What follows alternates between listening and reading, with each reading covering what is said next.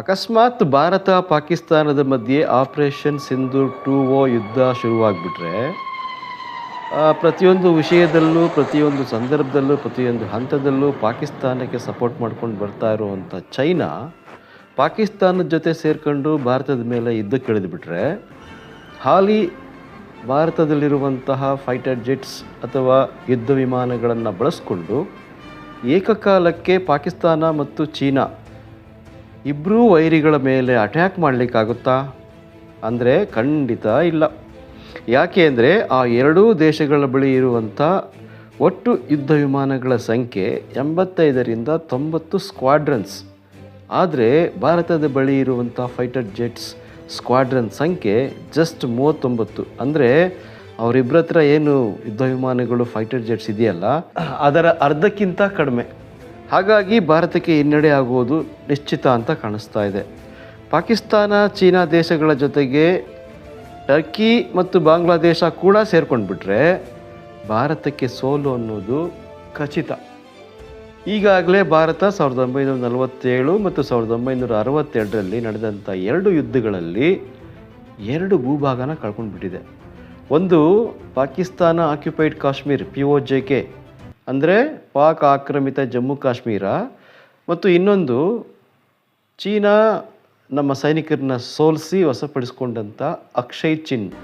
ಮತ್ತು ಅದು ರಿಪೀಟ್ ಆಗಬಾರ್ದು ಅಂತ ಹೇಳಿದ್ರೆ ತನ್ನ ಫೈಟರ್ ಜೆಟ್ಸ್ ಆರ್ಸೆನಲ್ ಸಂಖ್ಯೆನ ಭಾರತ ಖಂಡಿತ ಎನ್ಹಾನ್ಸ್ ಮಾಡಿಕೊಳ್ಳೇಬೇಕು.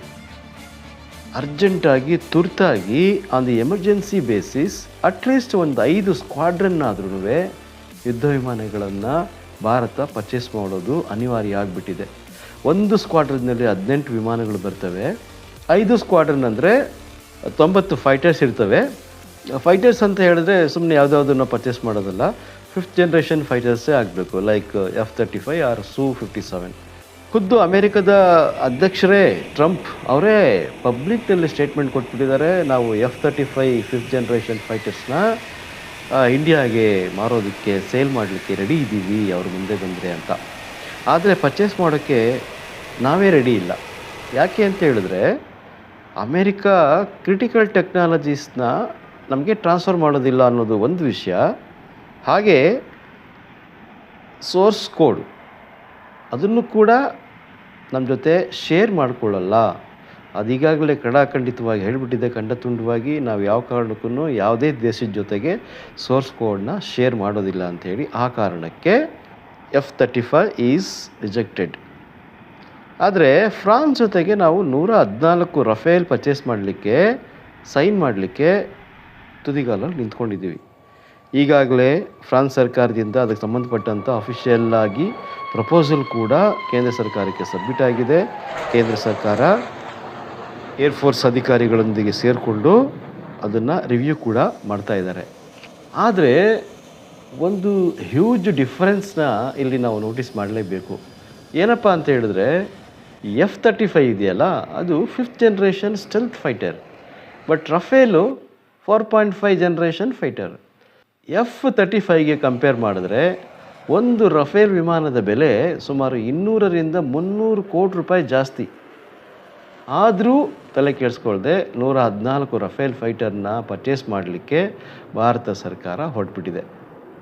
ಇಲ್ಲಿ ಇನ್ನೊಂದು ವೆರಿ ವೆರಿ ಇಂಪಾರ್ಟೆಂಟ್ ಮ್ಯಾಟ್ರನ್ನ ನಿಮಗೆ ಹೇಳಲೇಬೇಕು.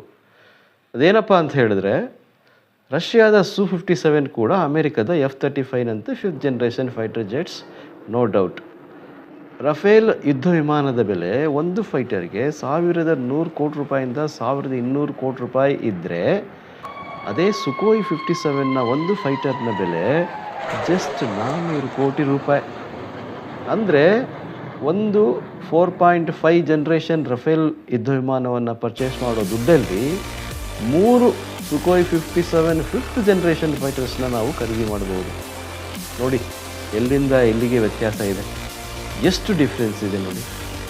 ಜೊತೆಗೆ ರಷ್ಯಾ ಟೆಕ್ನಾಲಜಿನ ಸಂಪೂರ್ಣವಾಗಿ ಟ್ರಾನ್ಸ್ಫರ್ ಮಾಡಲಿಕ್ಕೂ ಕೂಡ ರೆಡಿ ಇದೆ.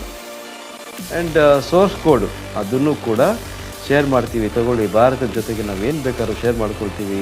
ಯಾಕೆಂದರೆ ಭಾರತ ನಮ್ಮ ಮಿತ್ರ ರಾಷ್ಟ್ರ, ಮೋಸ್ಟ್ ಟ್ರಸ್ಟೆಡ್ ಕಂಟ್ರಿ ಅಂತೆಲ್ಲ ಹೇಳಿ ಸೋರ್ಸ್ ಕೋಡ್ ಕೂಡ ಶೇರ್ ಮಾಡಲಿಕ್ಕೆ ಒಪ್ಕೊಂಡಿದೆ.